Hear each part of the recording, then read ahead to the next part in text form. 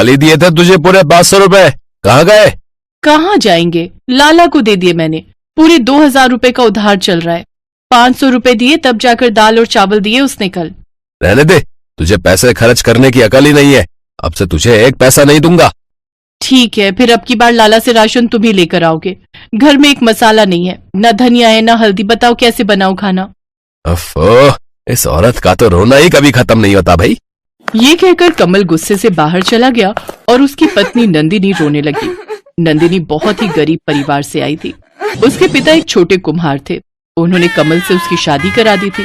शादी के बाद दोनों को एक बेटा हुआ जिसका नाम सोनू था। शादी के बाद कुछ वक्त तक तो कमल बड़ा अच्छा और मेहनती था। नंदिनी घर पर रहकर मटके और सुराही बनाती और कमल दिन भर उन्हें बेचता। लेकिन कुछ वक्त बाद ही कमल को शराब की लत लग गई और फिर वो एक नंबर का शराबी और आलसी बन गया। वो जितने पैसे कमाता सब के सब शराब में उड़ाने लगा। धीरे धीरे सारी बचत खत्म हो गई और कर्जा चढ़ने लगा। हालत ये हो गई कि अब तो राशन तक के लाले पड़ने लगे। इसी बात को लेकर पति पत्नी में रोज लड़ाई होने लगी और उस दिन भी कमल हर बार की तरह नंदिनी से लड़कर बाहर चला गया। उधर अपनी माँ को रोते हुए देखकर सोनू ने उसके आंसू पोंछे। माँ, आप फिक्र मत करो, मुझे अभी भूख नहीं लगी। अच्छा, सुबह से खाया ही क्या है तूने जो तुझे भूख नहीं लगी? चल मैं तेरे लिए बिना मसाले की सादी खिचड़ी बना देती हूँ।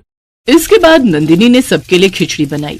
उसने सोनू को खिचड़ी दी और वो अपने पति कमल का इंतजार करने लगी ताकि वो दोनों साथ में खाना खा सके। लेकिन दोपहर से रात हो गई, कमल लौट कर नहीं आया। और फिर माँ, लगता है पापा ने फिर से शराब पी ली है। आप खाना खा लो। हाँ मेरे लाल, तू सोचा मैं खा लूंगी। नंदिनी कमल के इंतजार में भूखी ही सो गई। ऐसे ही कई दिन बीत गए। दिवाली नजदीक थी। नंदिनी ने कमल से छिपकर खुद मिट्टी के बर्तन बेचने शुरू कर दिए और इसी से कुछ पैसे भी जोड़ लिए थे उसने। और फिर जब एक दिन वो पैसे गिन रही थी तब। माँ, आप इन पैसों से क्या करोगी? बेटा, धनतेरस पर एक अच्छी सी कढ़ाई लेकर आऊंगी, फिर तुझे बढ़िया पूड़ी और सब्जी खिलाऊंगी। वो पुरानी वाली कढ़ाई टूट गई है ना। वाह, फिर तो बहुत मजा आएगा। अच्छा माँ, पापा आए थे क्या?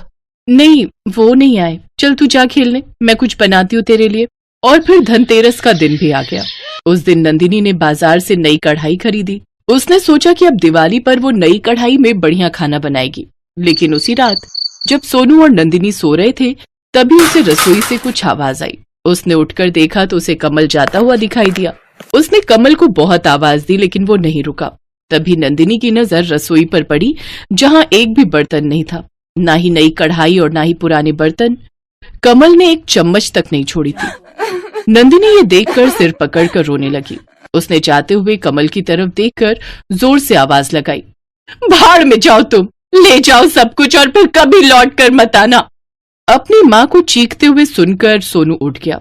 खाली रसोई देखकर वो भी सब कुछ समझ गया। फिर अगले दिन। क्या हुआ माँ, ऐसे क्यों बैठी हो? घर में एक भी बर्तन नहीं है बेटा, मैं कैसे खाना बनाऊं? इस मिट्टी के मटके में बनाओ माँ, देखना बहुत अच्छा बनेगा। सोनू की समझदारी देखकर नंदिनी ने उसका माथा चूम लिया।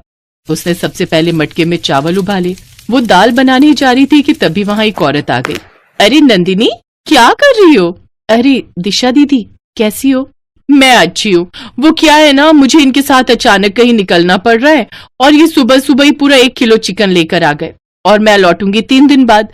तब तक तो ये चिकन खराब हो जाएगा, इसीलिए ये लो, आप पका लो इसे।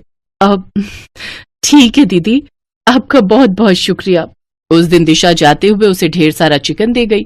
चिकन तो नंदिनी के हाथों में था लेकिन उसे समझ नहीं आ रहा था कि वो उसे बनाए कैसे। तभी सोनू फिर से बोला, क्या सोच रही हो माँ? बेटा, चिकन तो आ गया लेकिन बनाऊं किसमें? चावल निकालकर उसी मटके में बनाओ माँ, मजा आ जाएगा। पहली बार मटका चिकन खाकर। ये कर तो सकते हैं। और फिर उसने उसी मटके में चिकन बनाना शुरू किया।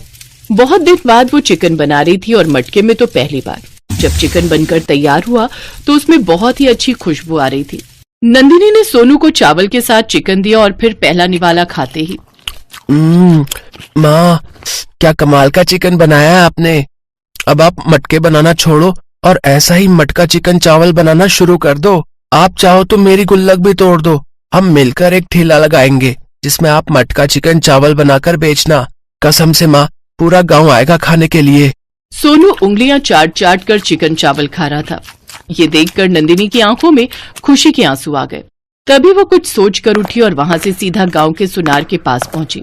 उसने अपना मंगलसूत्र सुनार के पास गिरवी रख दिया और उससे मिले पैसों से कुछ बर्तन खरीद लाई। इसी तरह शुरू हो गया उनका मटका चिकन चावल का ठेला। सोनू काम में अपनी माँ की पूरी मदद कर रहा था। शाम तक नंदिनी की लागत के साथ साथ अच्छा खासा मुनाफा भी उसके हाथों में था। सोनू एकदम सही था। गांव के लोगों को मटके में बना चिकन और चावल बहुत पसंद आए। अरे वाह सोनू, हमने तो पहले ही दिन अच्छी खासी कमाई कर ली। चल जल्दी चल, अब कल के लिए तैयारी करेंगे। बीतते वक्त के साथ उनकी तरक्की बढ़ती ही गई। अब नंदिनी की मटका चिकन चावल की बड़ी सी दुकान थी और दुकान के ऊपर ही एक शानदार घर। सोनू बड़ा हो गया था। वो अपनी मोटरसाइकिल स्टार्ट कर ही रहा था कि तभी वहां एक अधेड़ आदमी आया जिसने एक फटा पुराना कंबल लपेटा हुआ था। वो कमल था। उसने सोनू को देखते ही आवाज लगाई, सोनू, मेरे बच्चे। पापा, आप कैसे हो आप? मैं ठीक नहीं हूं बेटा, लेकिन तू कितना बड़ा हो गया है तू। मैं गया था घर, पर पता चला कि तुम लोग वहां से चले गए हो। तू यहाँ इस दुकान में काम करता है क्या?